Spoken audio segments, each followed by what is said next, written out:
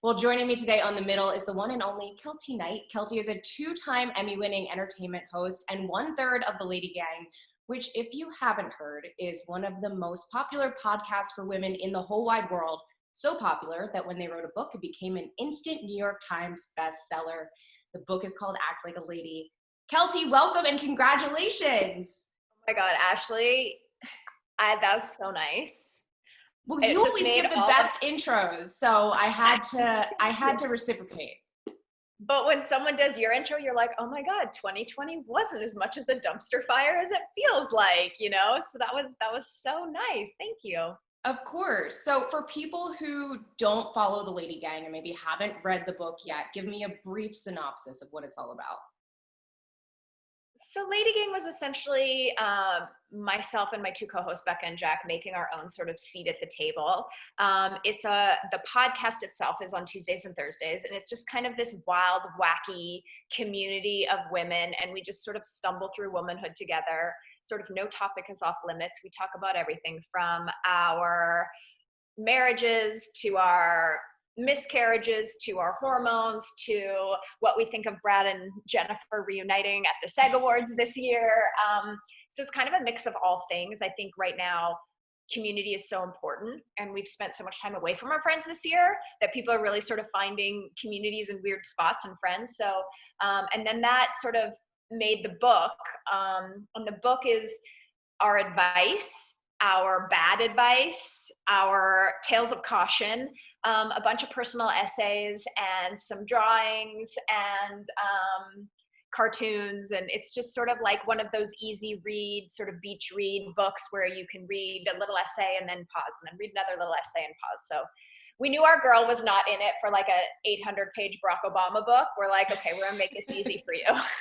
But you know what I love? So I have the hard copy, and it's beautiful, by the way. Oh. So gifting people, this is a great idea. But I downloaded the Audible version and I listened to it, which is just like an extension of the podcast. And you guys all voice it, and I really appreciated that. But for you, as someone who listens to the pod, I know that you were the most enthusiastic about writing it. So having done it, was there anything that surprised you about either the process or like when it wrapped up and after publishing? You know, you see all these people with books, right? And you're like, I can write a book.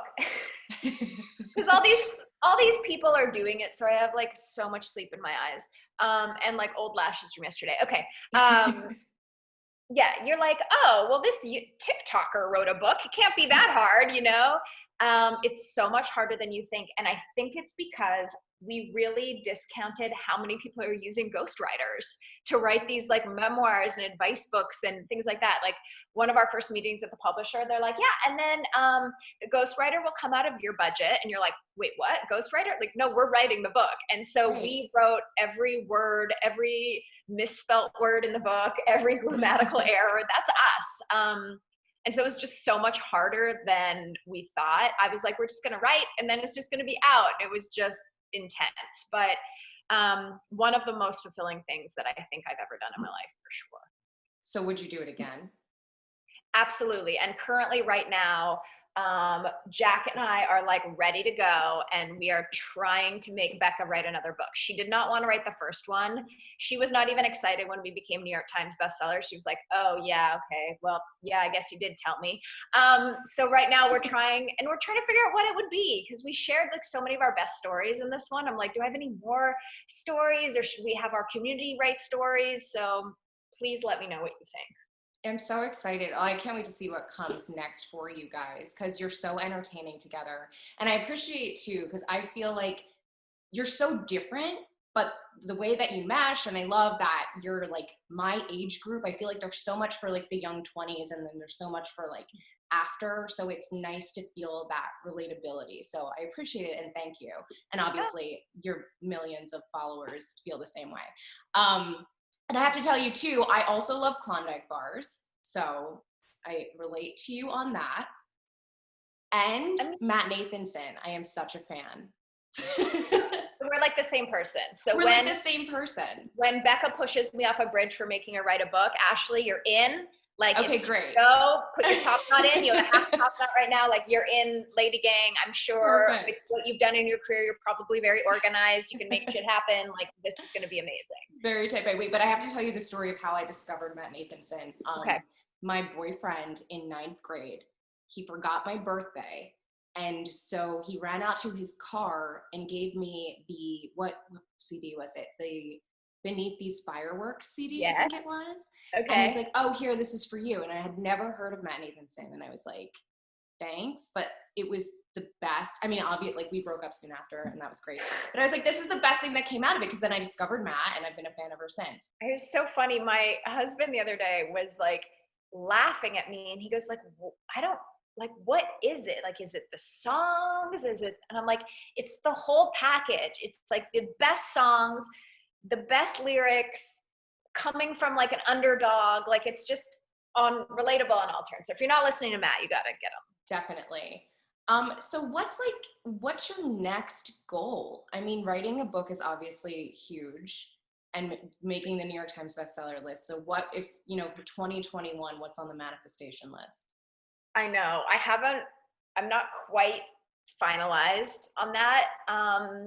This year threw me a lot of curveballs. I'm not always, when you put yourself out there on a podcast, everyone thinks they know everything about your life. They certainly do not. And this year, it kind of threw me, and also threw me in the best way. And so I've really been trying to like live my life.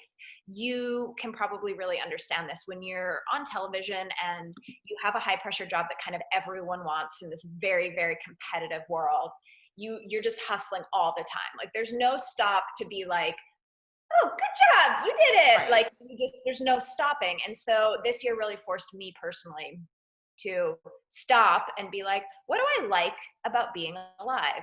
Like, do I like nature? Do I like working out? Do I like eating? Like, I had no hobbies. I had no I have friends, but like, I don't have friends that I hang with. I was just a workhorse. And so this year really made me sit back and be like, what do I want to do? Like, what do I want my life to be if it's not just working and achieving? So I think that'll probably tip over into 2021. We just launched the LadyGang collection, which is like our first foray into like our own label of clothing, which has been so much work. I would love to see that take off, because I think we can make really affordable, super, super high quality stuff, and make it in little small batches. And I think it can do really well. So I'd love to see that take off, although it's really just hard to compete with the like Revolves and Amazons of the world, but we're going to try. No, and your collection is so cute for anyone that hasn't seen it. So it's just on the LadyGang.com. It's our own label. And so our plans for that is like, we just released 6 pieces, and then like, hopefully in the spring, we'll release another 6. And then as we grow, we could become like the next Victoria Beckham. I don't know. I mean, put it out there. Why not? I like clothes. I like clothing. Love it. Well, if people don't follow you already, what is your Instagram handle? I'll put it up on the screen. Sure. It's just @Keltie. And then the LadyGang's @the_LadyGang. And then we have a beautiful community on Facebook, which seems so like old ladies go on Facebook, but our Facebook group is the jam. So fun. So if you're looking for like 32,000 new best friends, you can search us there too as well. Awesome. Keltie, thank you so much. Everybody get the book, read it, listen to the podcast. It's amazing. And Keltie is like Madonna, so follow her @Keltie. So nice to meet you. So cute. Ash, I'm so glad that we finally got to connect, because our worlds have been like 6 degrees of us for so long. Honestly.